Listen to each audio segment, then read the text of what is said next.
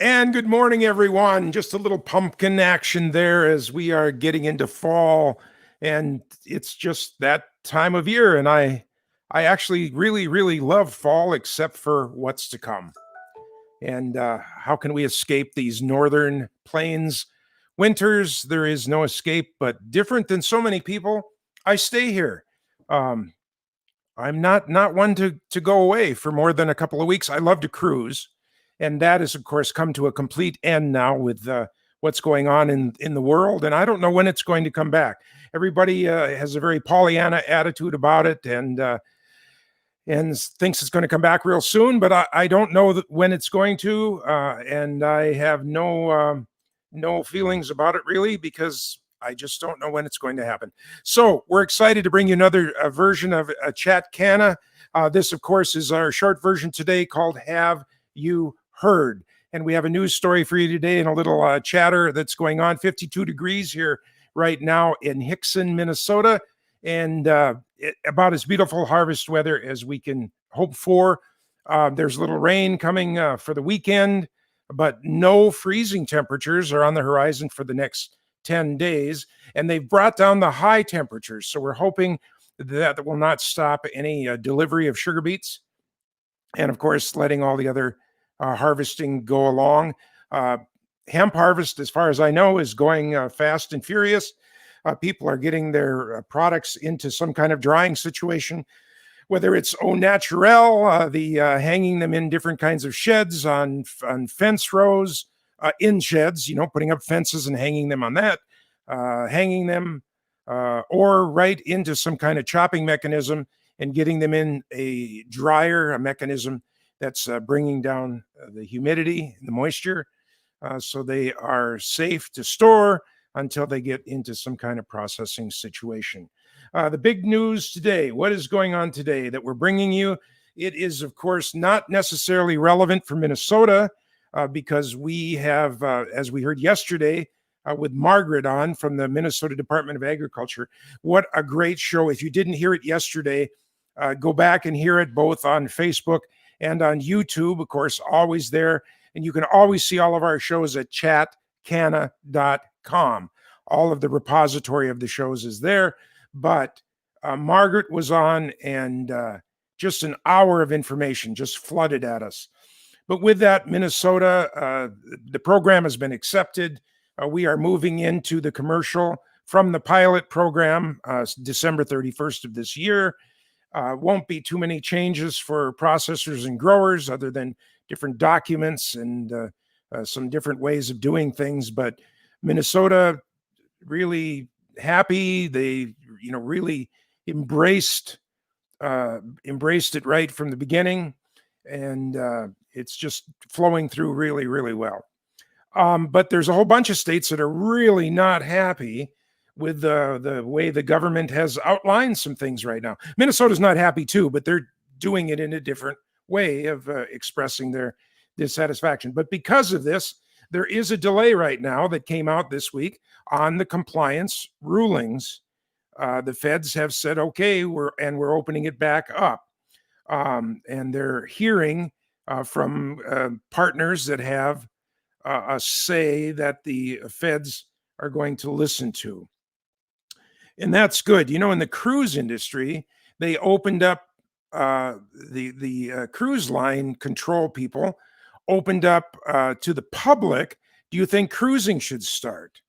And the people that don't like cruising anyway, that say words like, oh, it's a giant floating petri dish, organized their troops and put in over 7,000, no, we don't think cruising should start again messages, even though they were not talking about it shouldn't start again now because of what's going on in the world.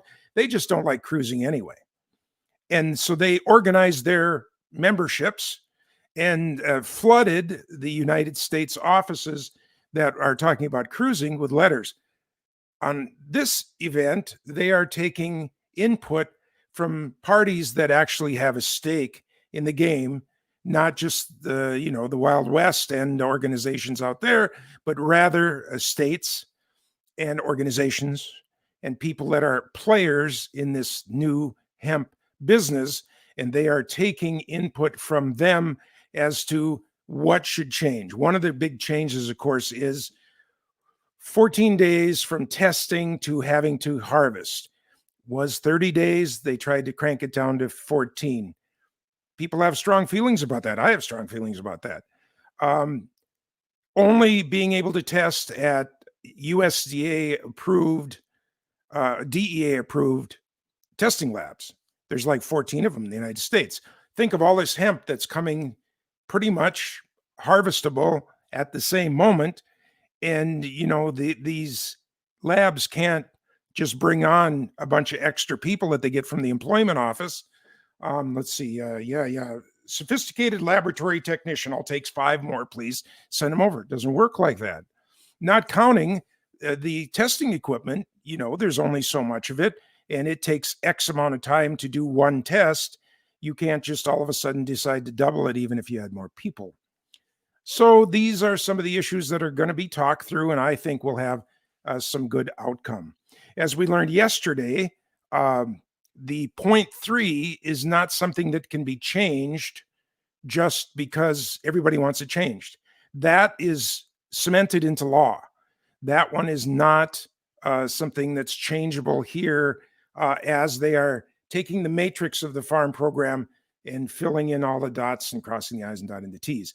So sounds like that's going to be at least till 2022 when the new farm bill is developed. Remember, every 4 years. And then, of course, there'll be a year after that while that's talked about, and that's how it usually goes. So then we're talking 2023. So maybe at 2024, we'll have some relief on that. But Margaret brought up an interesting discussion yesterday. She said, maybe it doesn't matter so much, because wherever they set that 0.3, 0.5, 1%, then we're all going to move up to 1%. Everybody's going to be complaining because they're 1.1. So wherever that notch is set, we're always going to be riding right there and wishing that it was higher. So we just need some better genetics. We're getting smarter and smarter about how we test the plant, where we test the plant, when we test the plant. And but breeding is everything, because if you'll remember, and maybe you don't know this, kale, broccoli, Brussels sprouts, broccoli, cauliflower are all bred from the same plant, mostly by the Russians, and all before any kind of GMO or genetically modifying or going in and playing with cells or anything, just by crossbreeding and crossbreeding and crossbreeding and looking for traits, matching those up for another grow, matching the next ones up for another grow, and they got all of those 5 or 6 plants. We know we can do this with hemp. We know that we can ultimately wipe out the THC, and then 0.3 won't matter. There will come a time when they don't test, except maybe they'll have to come and test a new variety while they're straightening that all out. So today, the big news, the delay is being cheered. We thank the House and the Senate. They listened. This is coming from both sides of the aisle, by the way. It's really great. There are leaders, both sides of the aisle, that see the value of this crop. They see how it fits into rotations. They see how the end products can be used in so many ways, more than just CBD and the rage that all is right now, more than just hemp seeds and how that can be used right now, but the wide plethora of things that we don't even know yet that can come from the seeds and the flowers and the other parts of this crop. So that's your Chat Canna for today. We really thank you for being with us. This is Have You Heard, the short version. Tomorrow, Pat Seitz from St. Paul has a giant warehouse type of business. The end of Walmart where you go in and it's the garden store. Well, he has that, and he specializes in all things cannabis. Indoor, outdoor. He knows about fertilizers, watering, lighting if you're indoors, everything like that. We hope to have a really fun discussion, and we hope that you will join us for that. In the meantime, have a great, great day. Get out, enjoy this wonderful weather that we're having, because we don't know how much longer it's going to be with us. We know 10 days for sure here in the middle of the Red River Valley. Wherever you are, I hope it's a wonderful day, and we'll see you again tomorrow.